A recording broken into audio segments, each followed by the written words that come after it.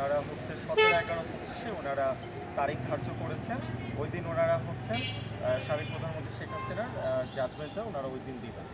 এবং ওই দিন উপস্থিত ছিলেন হচ্ছে আব্দুল মামুন, সাবেক আইজিপি, উনি রাজসাক্ষী, উনি উপস্থিত ছিলেন।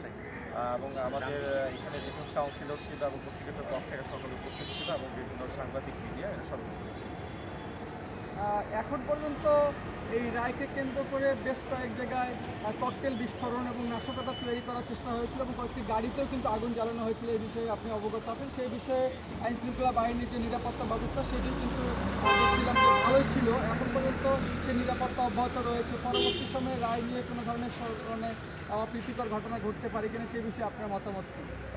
আজকে আমাদের আন্তর্জাতিক অপরাধ ট্রাইব্যুনাল পুরো নিরাপত্তার চাদরে বেষ্টিত। এখানে প্রায় 3 স্তরের নিরাপত্তা ব্যবস্থা রয়েছে। প্রত্যেকটা জায়গায় চেকিং হচ্ছে এবং কোনো ধরনের অপ্রীতিকর সুপ্রিম কোর্ট বা হাইকোর্ট প্রাঙ্গণে নাই এবং আন্তর্জাতিক অপরাধ ট্রাইব্যুনালও নাই। আমরা আশা রাখি যে নিরাপত্তা ব্যবস্থা জোরদার করা হবে যাতে কোনো ধরনের অপ্রীতিকর ঘটনা না ঘটে। তারপরেও রাজনীতিতে আসলে কখন কী হয় এটা একটা যেটাকে আমরা বলি আনসার্টেনিটি বা অনিশ্চয়তা থেকেই যায়। তারপরও আমরা সর্বাত্মকভাবে নিরাপত্তা আশা করি সরকারের পক্ষ থেকে। ধন্যবাদ আপনাকে। আপনি যেমনটি শুনছিলেন, আমার সাথে একজন আন্তর্জাতিক